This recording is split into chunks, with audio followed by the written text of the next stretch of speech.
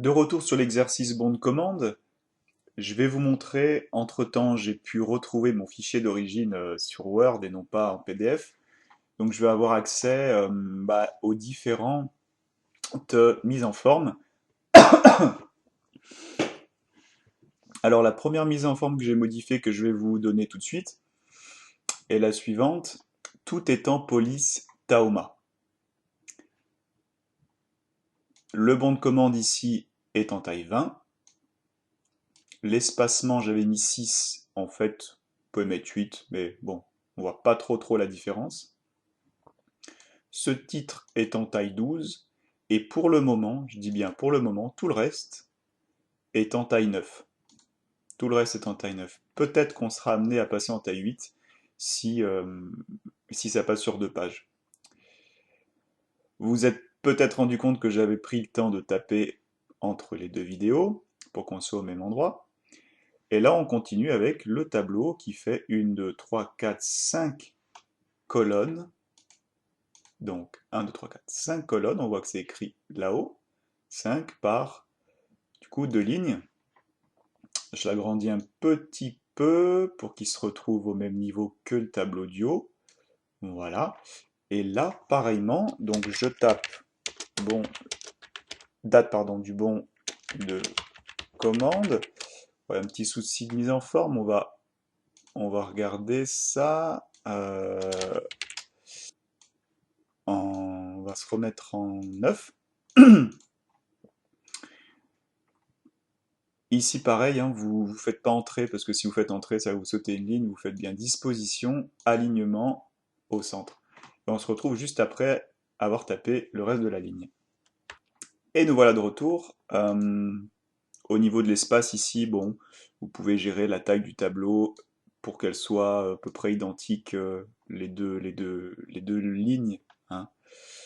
Pour après, j'ai sauté 2 lignes. Je me rends compte que je suis en taille 11, on va sélectionner les sauts de ligne ici, on va passer en taille 9, et quand je refais entrer, du coup, on est bien gardé en taille 9. Je revérifie, je suis bien en taille 9, voilà, de partout. Ok, donc à partir de là, je vais peut-être rester sur la deuxième, on va voir finalement. Je vais intégrer l'autre tableau. L'autre tableau, on fera ça sur cette vidéo, et puis je vous ferai une dernière vidéo sur le reste.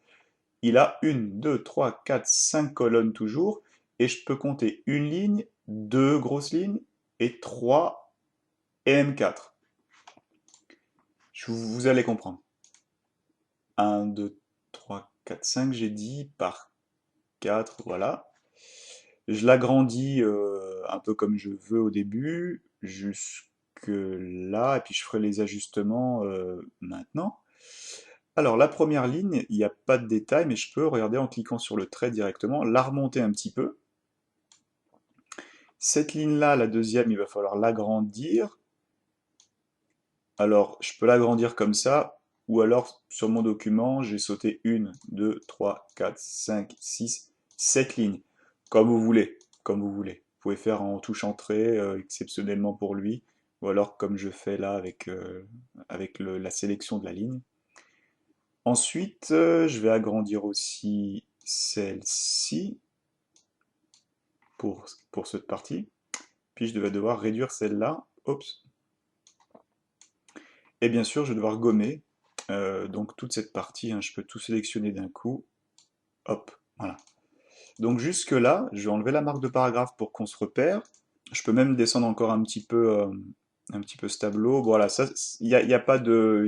Là, je vous ai pas donné de précision, donc faites comme vous voulez.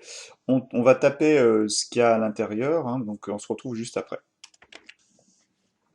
Et me revoilà, donc j'ai fini de taper, disposition, hop, alignement centré, préunitaire, alors j'ai fait une petite erreur, on va faire entrer là pour le passer sur la ligne du bas. Ce côté est bien plus large, donc à mon avis il va jusqu'ici, à peu près.